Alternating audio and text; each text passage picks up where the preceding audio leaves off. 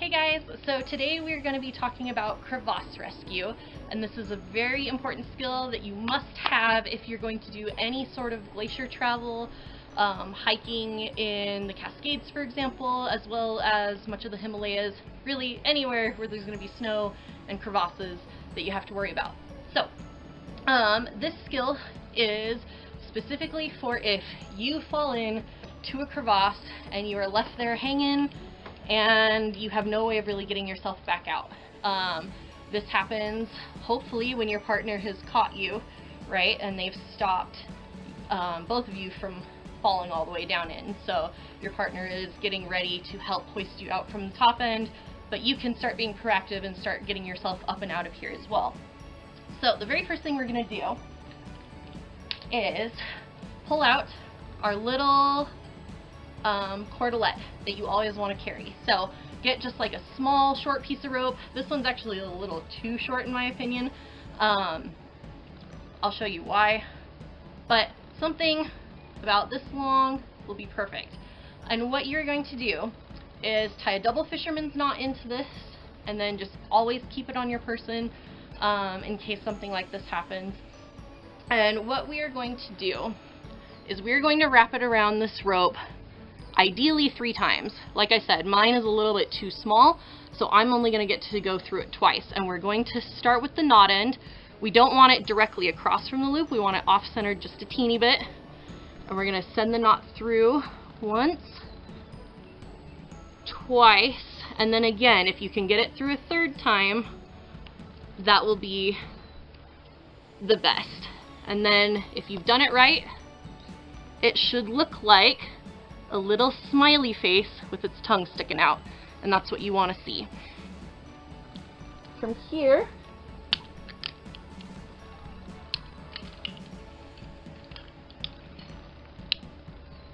actually, different carabiner for this.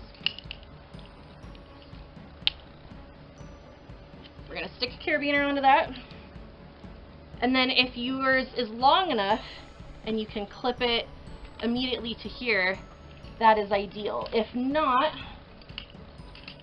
you'll want to find a sling that you can utilize to make sure that it's long enough to attach to your harness.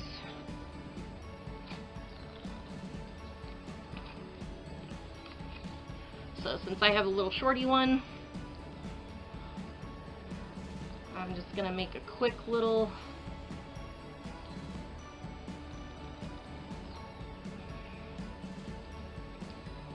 knot here. That way I can reach my prusiks.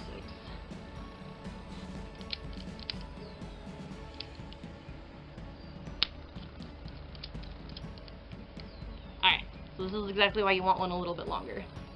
Once we have our prusiks all set up here, next thing we're going to do is get our foot prusiks set up.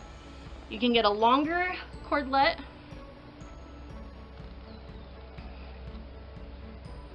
Tie a little knot in one end.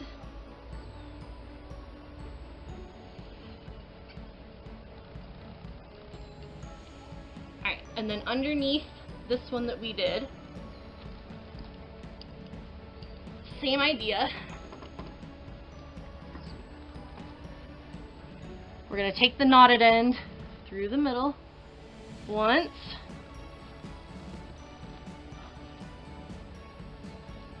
twice, trying not to, what is happening here? There we go. It's going to start to get kind of messy in here. You want to make sure you're not getting tangled. Alright, 2nd time, and a 3rd time. Make sure you have your little smiley face with the tongue sticking out. And then this long one is going to be used for your foot. So you can tie a 2nd knot if you would like. You do not have to, as long as you can reach your foot into it. Okay? And you don't want it to be super long because you want to be able to have a decent sized step for your foot. The other option that you can do instead of this, I'll just leave this on for now,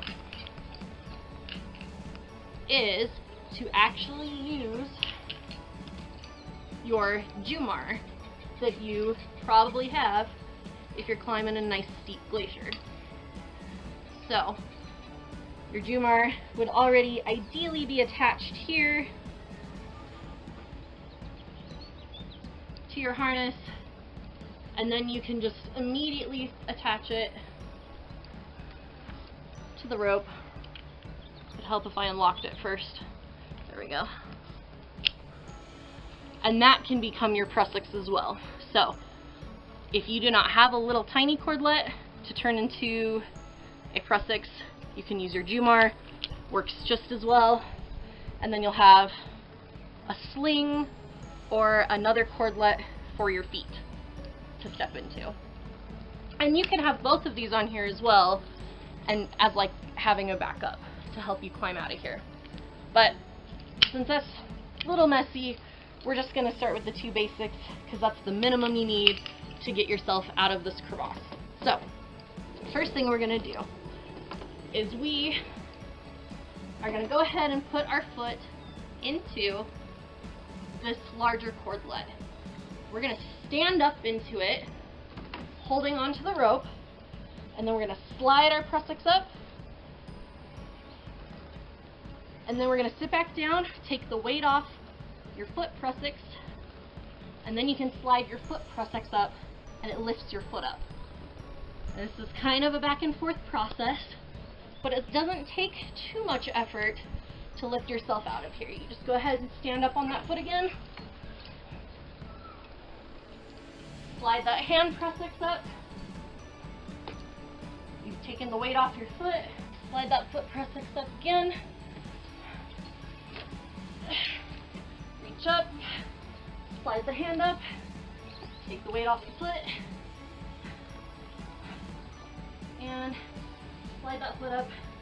And you'll continue this process until you get to the lip of your crevasse. Alright, so say we are now at the edge of the crevasse. The rope at this point has probably dug into the snow. So hopefully you have your avalanche shovel on you. You can take that off your back, kind of dig some of that snow out so you can continue to climb kind of up and over the snow. And as well as hopefully at this point your partner has begun their half of the rescue efforts in trying to pull you out. So that is how you perform a crevasse rescue. Again, make sure that you are practicing this with somebody who can watch your skills and correct you and make sure that you are doing it safely and correctly, and have fun out there.